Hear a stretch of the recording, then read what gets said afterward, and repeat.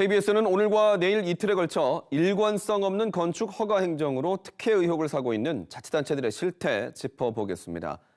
양산시는 5년 전에 시 유지에 체육시설을 짓겠다는 이유로 아파트 허가를 내주지 않았는데요. 최근에 입장을 바꿨습니다.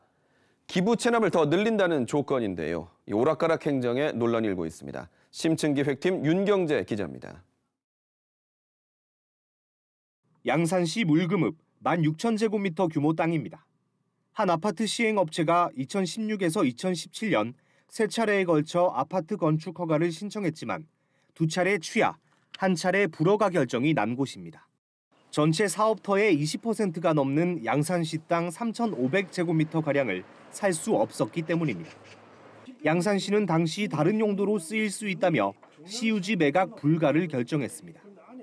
이듬해인 2018년 양산시는 이 땅을 체육시설터로 지정했고 지난해 양산시 도시관리계획에도 체육시설로 표시돼 있습니다. 그런데 지난해 12월 이 땅에 300가구 규모의 아파트 건축 허가가 난 겁니다.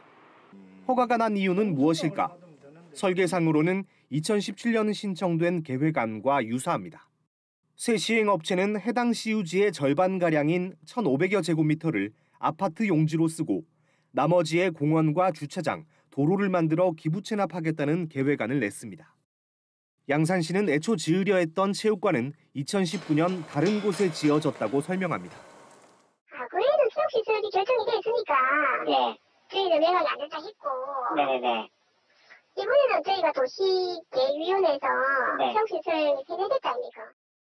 하지만 이 체육관터가 다른 곳으로 결정된 건 2017년 4월인데도 양산시는 2018년 1월 체육시설터로 지정해오다 새 아파트 허가 신청이 들어오자 지난해 6월 용도를 폐기한 것으로 확인됐습니다.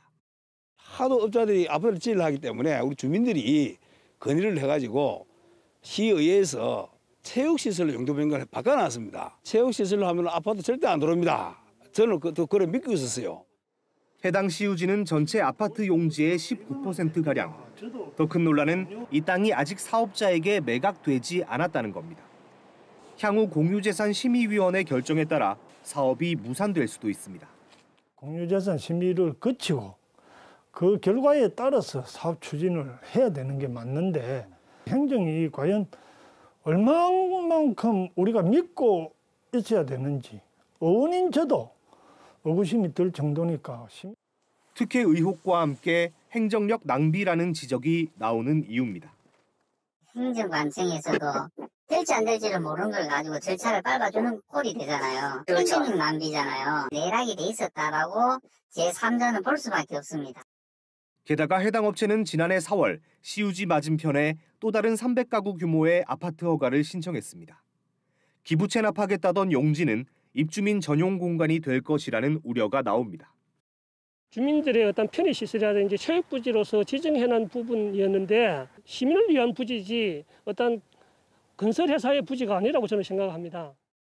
시행업체는 2017년 신청업체보다 공익적 기부 체납을 크게 늘렸고 시유지 매각 가능성을 염두에 두고 사업을 진행했을 뿐 특혜는 없었다고 밝혔습니다. KBS 뉴스 윤경재입니다.